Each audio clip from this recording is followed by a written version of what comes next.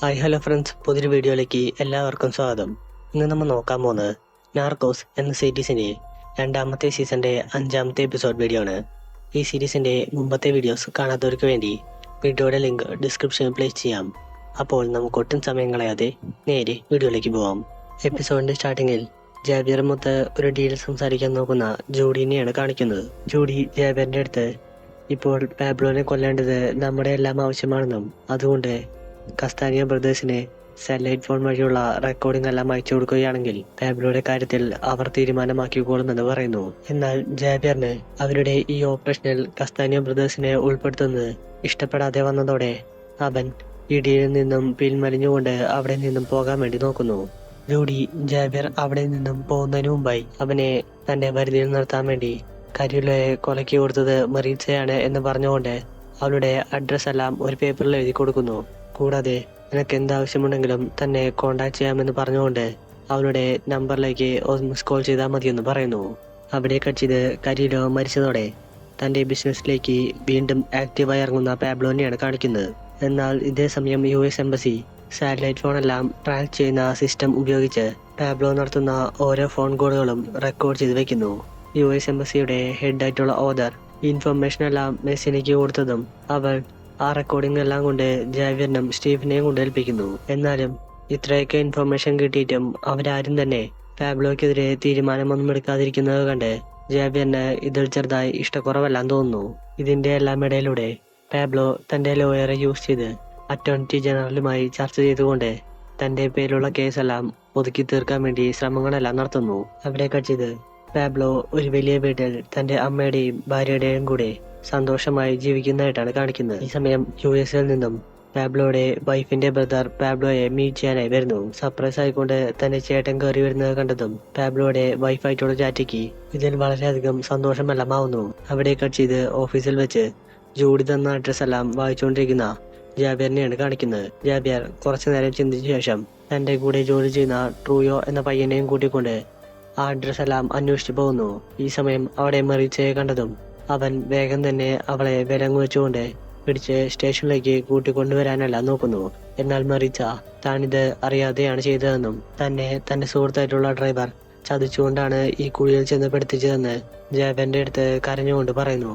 അവിടെ കക്ഷിത് കരിലോനെ നഷ്ടപ്പെട്ടതുകൊണ്ട് ആ സ്ഥാനത്തേക്ക് മറ്റൊരു ഓഫീസറെ അന്വേഷിക്കുന്ന ഷസാറിനെയാണ് കാണിക്കുന്നത്. ഷസാർ തന്റെ കൊളീഗ്സുമായി ഡിസ്കഷൻ എല്ലാം നടത്തിയ ശേഷം ആർമിക്ക് വേണ്ടി യങ് ജനറേഷനെല്ലാം വാർത്തെടുക്കുന്ന ഹ്യൂഗോ ഗോമസ് എന്ന കമാൻഡറെ കരിയിലൂടെ സ്ഥാനത്തേക്ക് അപ്പോയിന്റ് ചെയ്യാൻ വേണ്ടി തീരുമാനിക്കുന്നു. അതിനായി ഷസാർ ഒരു പുതിയ ബാച്ചിന്റെ പാസ് ഔട്ട് ദിവസം ഹ്യൂഗോയുടെ അടുത്ത് തന്റെ ആവശ്യത്തെ പറ്റിയെല്ലാം പറയുന്നു. എന്നാൽ ഹ്യൂഗോ ആവട്ടെ പ്രസിഡന്റ് വിചാരിച്ചാൽ എന്നേക്കാളും നല്ല ആൾക്കാരെ കിട്ടുമെന്നും അങ്ങനെയുള്ളപ്പോൾ താൻ ഈ ജോലി ഏറ്റെടുക്കേണ്ട ആവശ്യമില്ലെന്ന് പറയുന്നു. ഇത് കേട്ടതും ഷസാർ ഈ പാസ് ഔട്ടായ ബാച്ചിൽ ഏറ്റവും മികച്ച സ്റ്റുഡന്റ് നിങ്ങളുടെ മകനാണെന്നും അതുകൊണ്ട് നിങ്ങളുടെ മകനെ ഞാൻ സെർച്ച് ഗ്രൂപ്പിലേക്ക് ആഡ് ചെയ്യുകയാണെന്ന് പറയുന്നു. ഇത് കേട്ടതും ഹ്യൂഗോനും വളരെയധികം സന്തോഷമെല്ലാമാവുന്നു. അവിടെ കക്ഷിത് ടാറ്റയുടെ സഹോദരനായിട്ടുള്ള കാർലോസ് മൊത്ത് സംസാരിച്ചിരിക്കുന്ന പാബ്ലോനെയാണ് കാണിക്കുന്നത്. കാർലോസ് പാബ്ലോയുടെ അടുത്ത് മയാമിയുടെ ബിസിനസ് എല്ലാം ദിവസം ചെല്ലുന്തോറും കൂടി വരികയാണെന്നും അതുകൊണ്ട് ഇനി മുതൽ കൊളംബിയയിൽ നിന്നുള്ള പ്രൊഡക്ഷൻ എല്ലാം നല്ലപോലെ കൂട്ടേണ്ട ആവശ്യമുണ്ടെന്ന് പറയുന്നു. കാർലോസിന്റെ ആവശ്യങ്ങളെല്ലാം കേട്ട ശേഷം പാബ്ലോ അവർക്ക് മയാമിയിലേക്കുള്ള മേജർ ഡിസ്ട്രിബ്യൂട്ടർ ആയിട്ടുള്ള ലയനെ തിരിച്ച് കൊളംബിയയിലേക്ക് കൊണ്ടുവരാൻ വേണ്ടി പറയുന്നു. അവിടെ കക്ഷിത് ലയന്റെ വളർച്ചയാണ് കാണിക്കുന്നത്. ലയൻ പാബ്ലോയ്ക്ക് വേണ്ടി ഒരുപാടധികം ഡിസ്ട്രിബ്യൂഷനുകൾ നടത്തിക്കൊണ്ട് മയാമിയിൽ റിയൽ എസ്റ്റേറ്റിലും സ്പോർട്സിലും എല്ലാം ഇൻവെസ്റ്റ്മെന്റ് നടത്തുന്നു. എന്നിട്ടും പൈസ വന്ന് കുന്നുകൂടുന്നത് കണ്ടതും ലയൻ തന്റെ ബുദ്ധി ഉപയോഗിച്ച് ബെഡിന്റെ അകത്തെല്ലാം പൈസ നിറച്ചുകൊണ്ട് അത് നേരെ കൊളംബിയയിലേക്ക് എക്സ്പോർട്ട് ചെയ്ത് അയക്കുന്നു. അവിടെ കക്ഷിത് ജാവിയർ പറഞ്ഞ പ്രകാരം ഡ്രൈവറെ ഒരു റെസ്റ്റോറന്റിലേക്ക് വിളിച്ചു വരുത്തുന്ന മറീച്ചനെയാണ് കാണിക്കുന്നത്. മറീച്ച ഡ്രൈവറിന്റെ അടുത്ത് പോലീസുകാരുടെ കണ്ണിലെല്ലാം നമ്മളിപ്പോൾ കാർട്ടലിന് വേണ്ടിയാണ് ജോലി ചെയ്യുന്നതെന്നും അതുകൊണ്ട് ഇതിൽ നിന്നെല്ലാം രക്ഷപ്പെടാൻ വേണ്ടി എന്തെങ്കിലും വഴി പറഞ്ഞു തരാൻ വേണ്ടി പറയുന്നു. ഇതേ സമയം ഡ്രൈവറിനെ ആ മോട്ടത്തലയൻ കോൾ ചെയ്തുകൊണ്ട് അർജന്റായി ഓഫീസിലേക്ക് വരാൻ വേണ്ടി പറയുന്നു.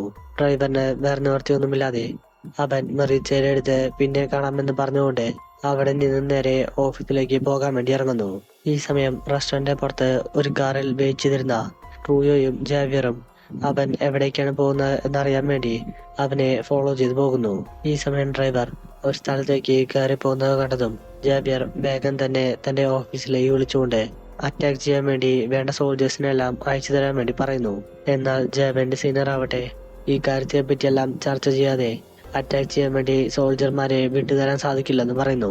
ഇതേസമയം അവിടെ പാബ്ലോയുടെ വിശ്വസ്തനായിട്ടുള്ള ആ മോട്ടത്തലയിൽ നിൽക്കുന്നത് കണ്ടതും ജാവിയറിന് ഈ അവസരം ഒരിക്കലും വിട്ടുകളയരുതെന്ന് തോന്നുന്നു. അവൻ വേഗം തന്നെ ഫോൺ എടുത്ത് ജൂഡിയെ വിളിച്ച് കസ്താനിയ ബ്രദേഴ്സിനെ ഈ പറഞ്ഞ ലൊക്കേഷനിലേക്ക് അയക്കാൻ വേണ്ടി പറയുന്നു. ജൂഡിയുടെ ബോഡി ഗാർഡും കസ്താനിയ ബ്രദേഴ്സും കൂടി ആ ബിൽഡിങ്ങിന്റെ 2 ഡോറുകളും കവർ ചെയ്ത ശേഷം സ്മോക്കെല്ലാം ഇട്ട് അതിലുണ്ടായിരുന്ന ആൾക്കാരെ എല്ലാം വെടിവെച്ച് കൊല്ലുന്നു. ഈ സമയം ആ മോട്ടത്തലയൻ അവിടെ നിന്നും രക്ഷപ്പെട്ടോടാൻ വേണ്ടി നോക്കുന്നുണ്ടെങ്കിലും കസ്താനിയ ബ്രദേഴ്സും ജാവിയറും ചേർന്ന് അവനെ പിടികൂടിയ ശേഷം അവനിൽ നിന്നും പാബ്ലോയുടെ ലൊക്കേഷനെല്ലാം അറിയാൻ വേണ്ടി അവനെ ജൂഡിയുടെ ബോഡി ഗാർഡിന് ഹാൻഡ് ഓവർ ചെയ്ത് കൊടുക്കുന്നു. അവിടെയൊക്കെ ചെയ്ത് താൻ കൈക്കൂലിയൊന്നും മേടിക്കാതെ സിൻസിയറായി ജോലി ചെയ്യാമെന്ന് US എംബസി ഓഫീസർമാരുടെ മുമ്പിൽ വെച്ച് ശബ്ദം ചെയ്യുന്ന പുതിയ കേണലായിട്ടുള്ള കേണൽ മാർട്ടിനസിനെയാണ് കാണിക്കുന്നത്. ഇതേസമയം ജാവിയർ മരീച്ചയുടെ അടുത്ത് നിന്ന് അവനെ പിടിക്കാൻ സഹായിച്ചതിന് നന്ദിയെല്ലാം പറയുന്നു. ജൂഡിയുടെ ബോഡി ഗാർഡായിട്ടുള്ള ബർണ ആ മോട്ടത്തലേനെ ക്രൂരമായിട്ടെല്ലാം ടോർച്ചർ ചെയ്തുകൊണ്ട് പാബ്ലോയുടെ ലൊക്കേഷൻ എവിടെയാണെന്ന് കാണിച്ചു തരാൻ വേണ്ടി പറയുന്നു. എന്നാൽ എത്രയൊക്കെ ടോർച്ചർ ചെയ്തിട്ടും അവൻ പാബ്ലോയുടെ ലൊക്കേഷനെ പറ്റിയൊന്നും പറയാതിരിക്കുന്നത് കണ്ട് അവർ അവന്റെ അടുത്ത് നിനക്ക് എന്തൊക്കെ ഇൻഫർമേഷനാണ് അറിയാവുന്നതെന്ന് ചോദിക്കുന്നു. ഈ സമയം അവൻ ജീവനിൽ കൊതിയുള്ളത് കൊണ്ട് അവർക്ക് പാബ്ലോയുടെ 3 അക്കൗണ്ടന്മാരുടെ അഡ്രസ്സും കൂടാതെ ലയൺ എന്ന വ്യക്തി നാളെ കൊളംബിയൻ എയർപോർട്ടിലേക്ക് വരുന്നുണ്ട് എന്ന കാര്യം കൂടി ആ ബോഡി ഗാർഡിന്റെ അടുത്ത് പറയുന്നു. ബോഡി ഗാർഡ് ഈ കാര്യം നേരെ ജൂഡിയുടെ അടുത്ത് പറഞ്ഞതും അവൻ ഹിൽബർട്ടോനെ വിളിച്ച് പാബ്ലോയുടെ മയാമിയിലെ മെയിൻ ഡിസ്ട്രിബ്യൂട്ടർ ആയിട്ടുള്ള ലയൺ നാളെ കൊളംബിയയിൽ വരുന്നുണ്ട് എന്ന കാര്യമെല്ലാം പറയുന്നു. അവിടെയൊക്കെ ചെയ്ത് കൊളംബിയൻ എയർപോർട്ടിൽ ലാൻഡ് ചെയ്തിരിക്കുന്ന ലയണിനെയാണ് കാണിക്കുന്നത്. ഈ സമയം നാവികൻ നേരെ ലയണിന്റെ അടുത്ത് ചെന്ന് അവനെ അവിടെ നിന്നും കാളിക്കാട്ടിൽ താമസിക്കുന്ന ഒരു വീട്ടിലേക്ക് കൂട്ടിക്കൊണ്ടുവരുന്നു.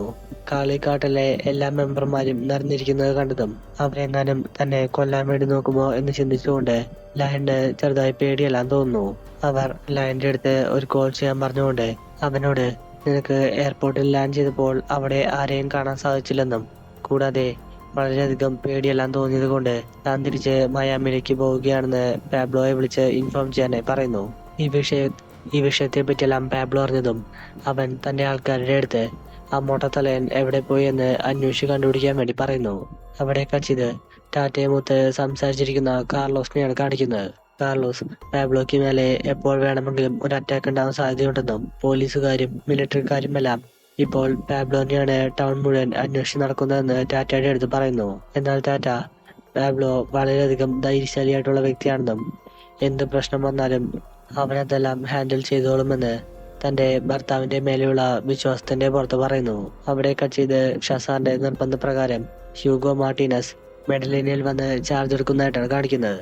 അയാൾ തന്റെ ഓഫീസർമാരുടെ അടുത്ത് ഇനി മുതൽ ഒരു ഇൻഫർമേഷൻ കിട്ടിയാൽ നമ്മൾ ആരും തന്നെ ഒരുമിച്ച് പോയില്ലെന്നും പകരം കുറച്ച് സ്പൈ ഏജൻസിനെ അയച്ച് ഇൻഫർമേഷനെ പറ്റിയുള്ള കാര്യമെല്ലാം നല്ലപോലെ പഠിച്ച ശേഷം മാത്രമേ നമ്മൾ ഇനി അറ്റാക്കിന് വേണ്ടി പോവുകയുള്ളൂ എന്ന് തന്റെ ഫോഴ്സിലുള്ള ആൾക്കാരുടെ അടുത്തെല്ലാം പറയുന്നു. ജേവനാവട്ടെ ഈ ഒരു തീരുമാനം ഒട്ടും തന്നെ ഇഷ്ടപ്പെടാതെ വന്നതും അവൻ സ്റ്റീവിന്റെ അടുത്ത് തന്റെ വിസമ്മതത്തെ പറ്റിയെല്ലാം പറയുന്നു. എന്നാൽ സ്റ്റീവും ഹ്യൂഗോയെ സപ്പോർട്ട് ചെയ്തുകൊണ്ട് സംസാരിക്കുന്നത് കേട്ടതും ജേവന് ഓഫീസിലിരിക്കാനുള്ള മൂടെല്ലാം നഷ്ടപ്പെട്ടു പോകുന്നു.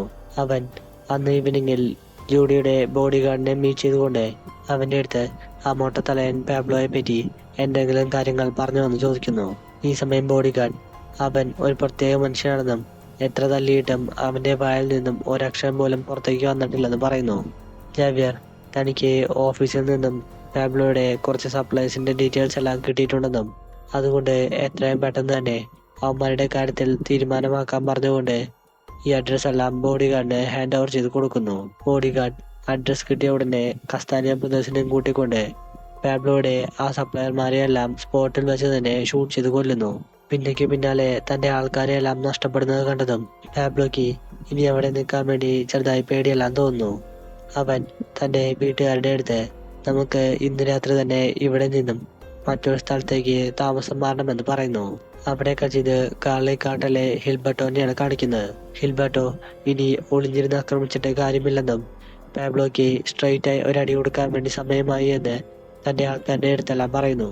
അതിന്റെ ഭാഗമായി അവൻ പാബ്ലോയുടെ വിശ്വസ്തനായിരുന്ന ആ മോട്ടത്തലേന്റെ ബോഡിയെല്ലാം മെഡലിനിലെ ഒരു പബ്ലിക് പ്ലേസിൽ കെട്ടി തൂക്കിയ ശേഷം അവന്റെ കഴുത്തിൽ നിന്റെ ദിവസങ്ങളെല്ലാം കഴിയാറായി പാബ്ലോ എന്നൊരു കുറിപ്പും എഴുതി തൂക്കുന്നു. ഇതോടെ സ്റ്റീവിനും മറ്റു ഓഫീസർമാർക്കുമെല്ലാം മറ്റൊരു കാർട്ടൽ കൂടി ഈ ഒരു ബിസിനസ്സിലേക്ക് ഇറങ്ങിയിട്ടുണ്ട് എന്ന കാര്യമെല്ലാം മനസ്സിലാവുന്നു. ഇത്രയും കാണിച്ചുകൊണ്ട് ഈ എപ്പിസോഡ് ഇവിടെ വെച്ച് അവസാനിക്കുന്നു. ഈ സീരീസിന്റെ ബാക്കി വീഡിയോസിനായി ചാനൽ മറക്കാതെ സബ്സ്ക്രൈബ് ചെയ്യുക.